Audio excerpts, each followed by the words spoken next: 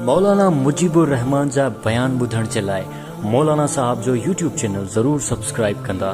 साईं समंदर मां जेकॾहिं पाणी जो हिकिड़ो कतरो कढो ऐं उन हिकिड़े कतरे जा किरोड़ हिसा कयो, उन हिकिड़े कतरे जा किरोड़ हिसा, उहो हिकिड़ो हिसो जेको किरोड़नि जो हिकिड़ो हिसो आहे न कतरे मां, इहो तव्हांजो ऐं मुंहिंजो अकुल आहे।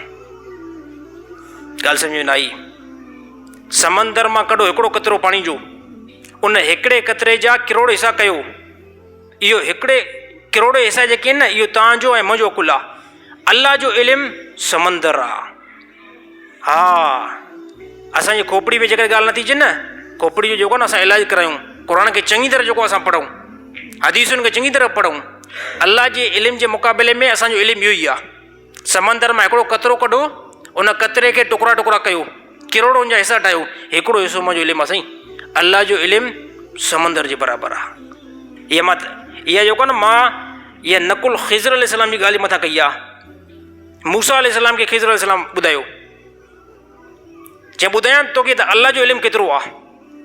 चए ॿुधायो बिल्कुलु। चए जंहिं समंदर में हलूं था न, इन समंदर मां पाणी जो हिकिड़ो कतरो कढी करे ॾेखारियईंसि। चए हे कतरो असां सभिनी नबियुनि जो इल्मु आहे। अल्लाह जो इल्मु हे पूरो समंदर आहे।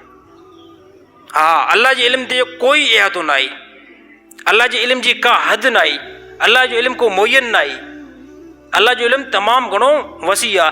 यार जंहिं 7 अरब इंसाननि खे दिमाग़ वारो बणायो आहे, हे 7.5 अरब दुनिया जे अंदरि इंसान आहिनि न, इन 7.5 अरब इंसाननि खे जंहिं अल्लाह ताला इल्मु ॾिनो आहे, उनजो इल्मु केतिरो वॾो हूंदो, हिते बसि अंदाज़ो लॻायो।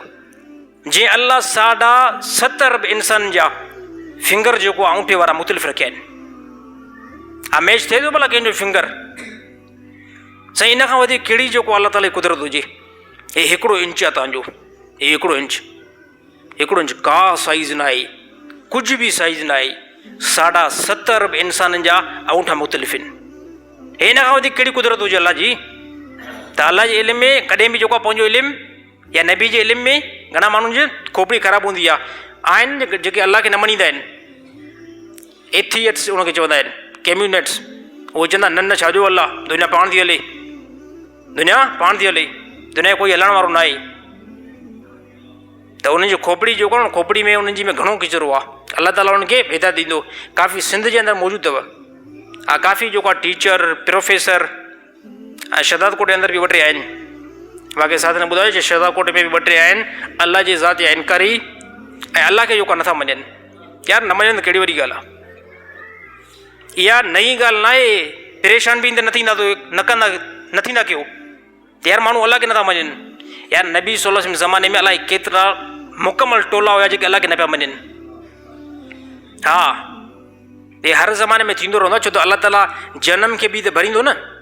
अल्लाह ताला जनम खे ठाहियो आहे त उनखे बि अल्लाह ताला भरींदो न। ऐं जन्नत खे अल्लाह ताला बणायो, उन में बि नेकनि खे दाख़िल कंदो। त अहिड़ा मुनकिर माण्हू काफ़ी हिन प्लेनेट अर्थ ते मौजूदु आहिनि। वॾी ॻाल्हि न आहे। जेको अल्लाह जी ज़ात खां मुनकिर थींदो, पाण खे नुक़सानु ॾींदो, ऐं पाण खे नुक़सानु ॾींदो काॾे वेंदो? जहन्नम में वेंदो।